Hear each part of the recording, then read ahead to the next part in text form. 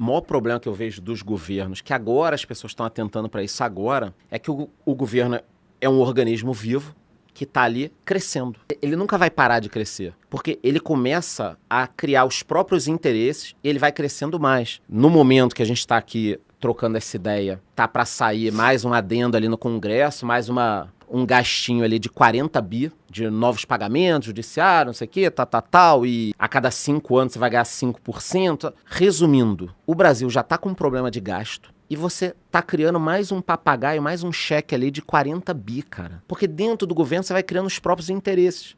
Então, quando você forma um governo, ele tem que atuar na educação, por exemplo. Só que ao invés do Brasil criar uma série de escolas, pagar os professores e ter uma estrutura, você cria um ministério. Esse ministério vai criar uma série de cargos. Esses cargos vão começar a lutar, não pela educação, pela melhoria do seu trabalho e da sua renda. Então, o Brasil hoje, assim como os demais países, é um local onde você tem um Estado que só vai crescer, porque todo mundo que está ali dentro quer mais, quer mais, quer mais. E aí, de repente, tem alguém assistindo a gente falando, tá, mas muda o assunto, que isso não impacta nada a minha vida. Cara, essa é a coisa que mais impacta a tua vida agora.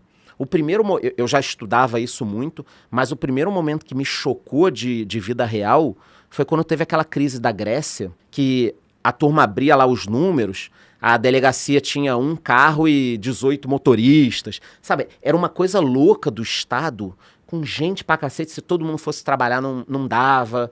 E aí eles tiveram que cortar em 30% o número de pessoas, 30% o pagamento, isso aqui, e a Argentina estava pelo mesmo caminho. Então, eu sempre falo que o carrapato ficou maior do que o boi. Não tem volta. Os estados estão gigantes e aí a gente cria esse problema. E não é um problema do Brasil ou dos Estados Unidos, é um problema praticamente global hoje. Sim. Né? Até e respondendo o que o governo fez com o dinheiro, eu gosto muito de estudar a história monetária. Quando a gente analisa a evolução do dinheiro ao longo dos milênios, é caso atrás de caso do império que desvalorizou a moeda, misturava lá com a moeda de prata outro metal menos nobre, que diluía o conteúdo da prata, portanto, era a inflação da época, ou destruía com a moeda, e isso é recorrentemente ao longo da história. Só que hoje, a mecânica do dinheiro, da criação de dinheiro, nos países mais estáveis, estão desenvolvidos, e até hoje o Brasil nesse quesito, ela é mais complexa, porque não é tão clara a impressão de dinheiro para financiar o governo gera inflação.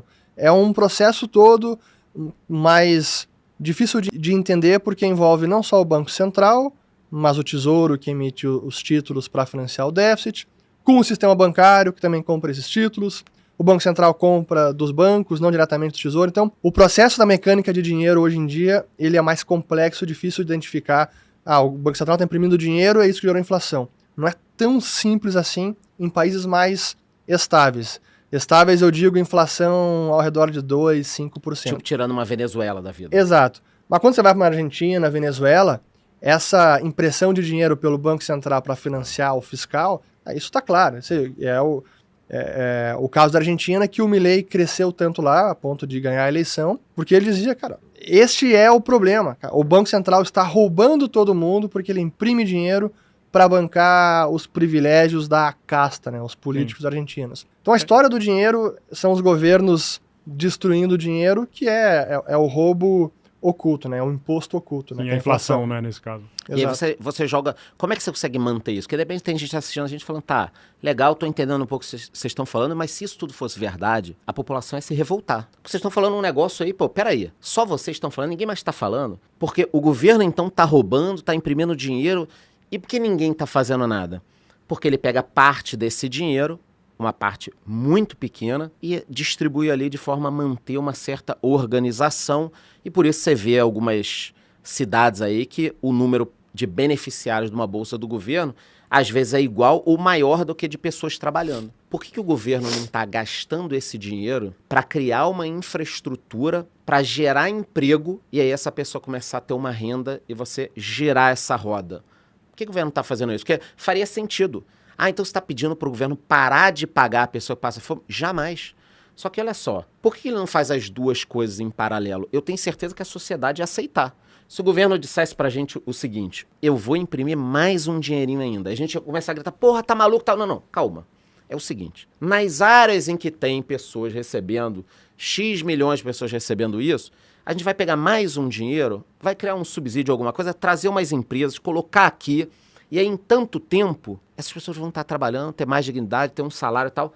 Faz sentido um plano desses, né? Óbvio que se esse governo fosse criar um plano desse, as empresas ser de amigo e tal, ia piorar muito a situação. Mas o governo, ele cria um grupo de pessoas que recebem um valor pequeno, uma parcela ínfima dessa graninha, e aí mantém essa estrutura. E isso tudo vai para onde? No juro. Acho que a ponta principal lá do outro lado, com a grande consequência. Tipo assim, eu tô comendo demais todo dia. Aí você pode falar, pô, vou engordar, vou ter... Mas qual o final da história? Pô, o diabetes, vou ter um ataque do coração. E o final da história lá na frente é que as pessoas não conseguem vincular uma coisa que a gente vincula com muita facilidade, que é o governo, ao gastar mais, como ele vai fazer agora, mais 40 bi, que é muita grana, lá na ponta vai ter um número maior de recuperação judicial, porque o cara não aguentou pagar o juro, quebrou. Vai ter um número maior de gente demitindo, porque aí para você conseguir segurar a inflação, você vai ter que aumentar um pouco o custo, aí você não consegue aumentar o custo do PF, do prato feito, você tem que demitir uma pessoa que está na cozinha. Então, o Uris também, a gente consegue vincular totalmente essa cagada com a ponta. As pessoas não vinculam, porque ao longo da esteira aqui, tem um bando de gente contando uma história diferente. Então o Uris está falando aqui agora que imprimir dinheiro é ruim. Vai ter gente pegando esse corte dele e explicando, olha o que esse cara falou, imprimir dinheiro é ruim. Na Coreia do Norte, por exemplo, ele imprime dinheiro e é ótimo, a população inteira adora. Quer dizer, além de você ter todo esse problema, existe uma indústria da desinformação para que o cara continue na ponta fudido. Eu só queria pegar um dado que o Luiz Stuberger tem falado isso em quase todos os eventos públicos que ele aparece, e na live que a gente fez recente com ele e o Daniel Goldberg, ele começou a parte dele falando de Brasil lembrando esse dado. 110 milhões de cheques são entregues no Brasil por mês. Então é mais de um cheque por família. E isso tudo soma 35% do PIB. Quando ele fala cheque, ele está falando desde programas assistenciais até aposentadoria, previdência, enfim, muita coisa que o Estado banca, né? Então é algo que, quando a gente fala de ter essa noção de o governo está ajudando muita gente, no Brasil, se for pensar no bem-estar social promovido pelo governo, não deve ter país no mundo que faça uma promoção tão grande quanto o Brasil. É bizarro. E realmente como o Charles comentou, se o governo é o grande gastador e que precisa financiar este buraco fiscal, arrecada menos do que gasta, ele está sugando a poupança nacional. E quanto mais ele gasta, maior essa necessidade de se endividar, maior vai ser a taxa de juros. Então, identificar essa relação de causa e efeito que é importante para como é que a gente acaba com isso. Senão volta os remédios que atacam os sintomas e não as causas. Corta zero. Corta zero, quebra o termômetro. Tá com febre? Quebra o termômetro. Vai resolver a febre. Mas qual é a causa da febre? Então, no caso dos juros... Tem gente boa quebrando o termômetro. O tempo inteiro. O caso do juro. É a ganância dos banqueiros. Por que o empréstimo é caro? Porque os caras estão querendo cobrar mais. A raiz do problema começa com o Estado gastador que suga a poupança nacional.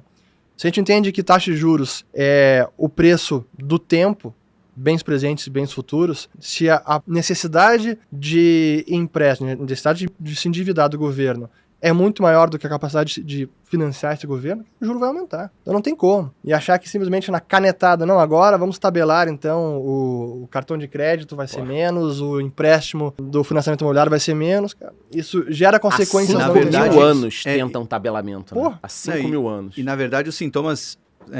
isso causa um efeito adverso, né? Porque a gente viveu isso lá no final do Lula 2 e o Dilma 1, porque você tira totalmente a capacidade da Selic impactar a economia, né? Porque quando você... Uma cacetada de juros, né? Uma cacetada de maneiras de financiamento, não importa se a Selic sobe ou cai, só impacta a ponta final ali, que vai ficar mais caro pegar um empréstimo, mas as grandes empresas, as empresas que acabam tendo um outro caminho, né?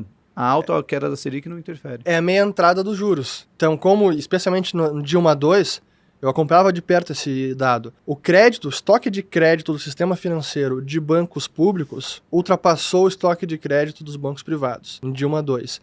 Então chegou no momento que 56% do estoque total de crédito estava nas mãos de bancos públicos. E a gente sabe que banco público acaba seguindo uma diretriz política e não de viabilidade econômica, se o cara pode pagar ou não, e subsidiando juros. Então a Selic acaba sendo mais alta para poder fornecer esse crédito subsidiado do outro lado. Né? E o pior é que você empresta pro cara que poderia pegar no mercado de capitais Mais isso. barato, e o fudidão lá, o cara que tem 2 lojinhas no shopping, que tá no agiota, esse tá pegando o dinheiro caro. Você inverte a lógica do negócio. Um ponto importante que eu vi muito na Argentina e que esse governo pode fazer, não tô dizendo que vai fazer, mas tem esse apetite por fazer, é quando você quer controlar algumas coisinhas, do tipo assim, o governo entrou, aí ele quer segurar a inflação. Ao invés dele cortar as despesas, o que ele faz? O barril do petróleo está subindo, não reajusta a gasolina não, segura a gasolina porque senão a inflação vai disparar. Então, ao invés de ele cortar a despesa dele, que é o que ele pode fazer para ficar saudável, ele segura a gasolina. Aí daqui a pouco a energia vai subir porque choveu menos. Segura a tarifa da energia. Ah, o preço da gasolina do ônibus tem que subir. Não. Dá um subsídio aqui de 5%, vamos segurar. Depois de 2, 3 anos, você tem um ninho de rato do caralho na economia.